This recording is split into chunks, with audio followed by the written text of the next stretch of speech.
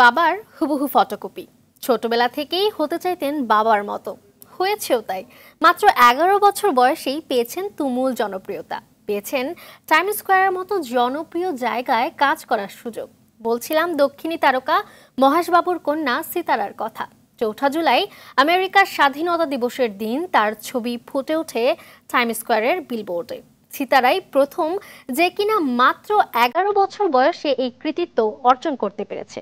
বিস্তারিত তানজিনা তাসনিমের প্রতিবেদনে।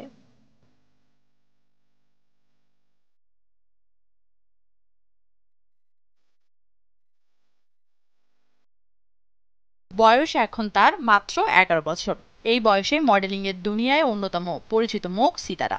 এতটুকু মেয়ে এখন থেকেই ভবিষ্যতে তারকা হয়ে ওঠার প্রস্তুতি নিচ্ছেন। তার প্রথম সোপান হিসাবে বেছে নিয়েছেন মডেলিং। এরই মধ্যে নিউ ইয়র্কের বিখ্যাত টাইম স্কোয়ারের বিলবোর্ডে ঠাঁই পেয়েছে সিতারার ছবি।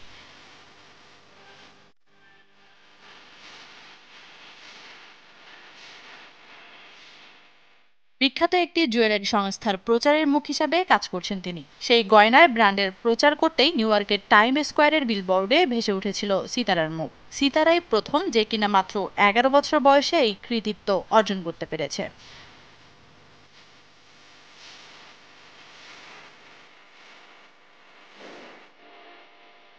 এর জন্য কিন্তু বেশ ভালো পারিশ্রমিকও পেয়েছেন সে। গয়নার এই বিজ্ঞপ্তিটি করে পেয়েছেন 1 কোটি টাকা পারিশ্রমিক।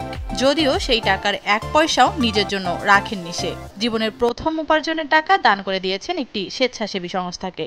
এই সংস্থা দুস্থ মানুষদের জন্য কাজ করে।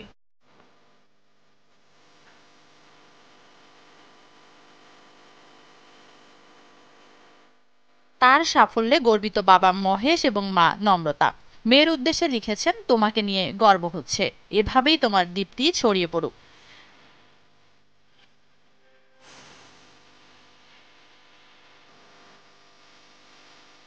2005 সালে বিয়ে করেন নম্রতা মহেশ।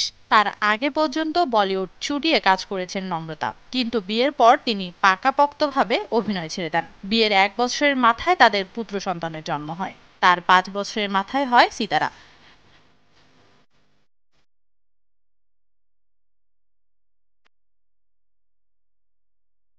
এত অল্প বয়সে এত বড় সাফল্য দেখে দর্শকরা মনে করছেন বিনোদন জগতের লম্বা রেসের ঘোড়া সিতারা। বাবার মতো সেও রাজত্ব করবে বিনোদন জগতে, এমনটাই প্রত্যাশা সবার।